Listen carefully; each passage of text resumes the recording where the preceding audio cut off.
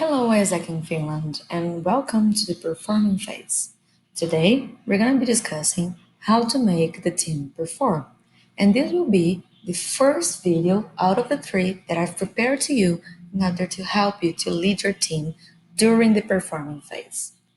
First of all, just would like to remind you that my name is Isabella Saraceni, and I am the EST Team Standards Specialist working for Isaac in Finland.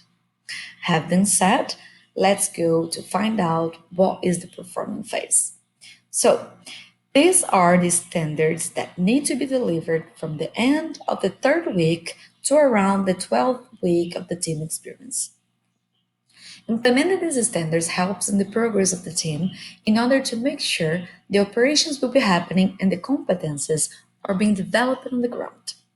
And to be super objective, this video will be only about the first bullet topic, results elevation. So results elevation are very important if you want your team to come together and achieve a goal. It requires you focus on elevating others on a daily basis. You cannot take a hands-off approach to leadership, but instead must be involved by challenging and coaching people to elevate their performance. And the first thing that you're gonna have to do is practical learning experience. What you're gonna have to do is at the beginning of your members' experience, you're gonna have to give them a space to learn by practicing their activities of their job descriptions with under your assistance and supervision.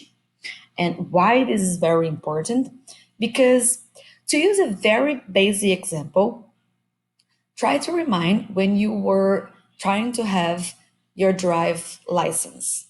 So there you also probably had a book where from which you can read that all the rules of the road, what all the street signs mean, and how to best operate the car and stuff. You can read that book cover to cover, you know this.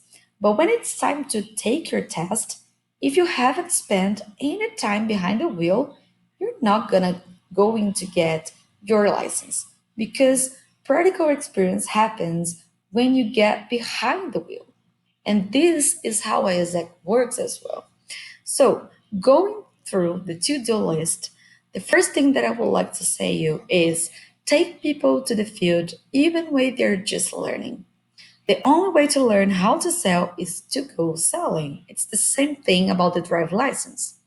And keep in mind that inside ISAC, 70% of learning process comes from practice experiences. And talking about the not to the list, don't wait until your members know everything to let them go to work on the ground.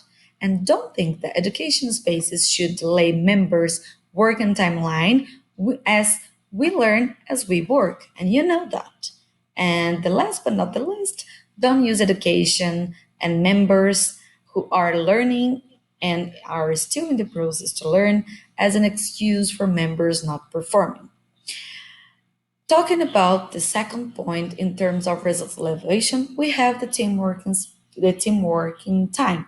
So the teamwork in time are the perfect moments for the team to synergize, solve common problems, and learn from each other so they become more productive. So as a leader, you're gonna create space for the team to work together to achieve more results. And in order to clarify how to do this, I brought to you as well the to-do list. First of all, you're going to set a goal for each working time, like how many meetings should everyone book during a specific working time, for example.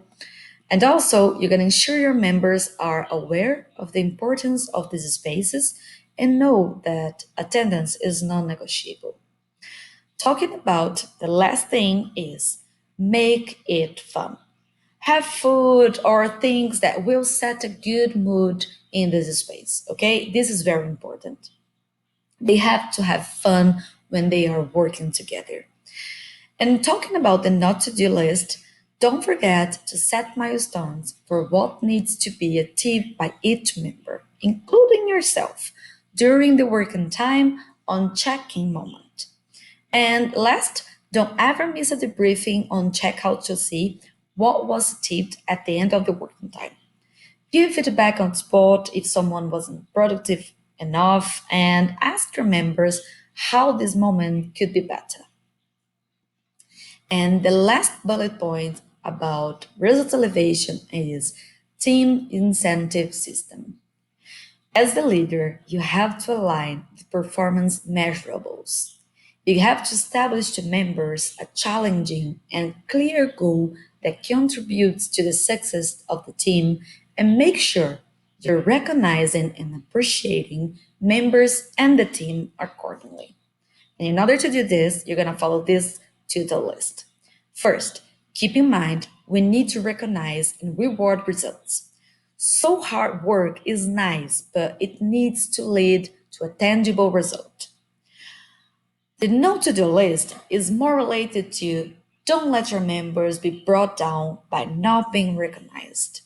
Please use this as a motivation for them to work harder and strive for excellence. And also, don't feel like you need to recognize and reward people just because you have to. They have really to be in the position that they are expecting from it because they worked for it. Okay? So I just would like to say that this was all that I have to say about the Brazos elevation. It was only a guide, but if you have any questions, please feel free to contact me or to contact Laura, and we're gonna be happy to help you with it. Okay? So thank you very much and see you on the second video.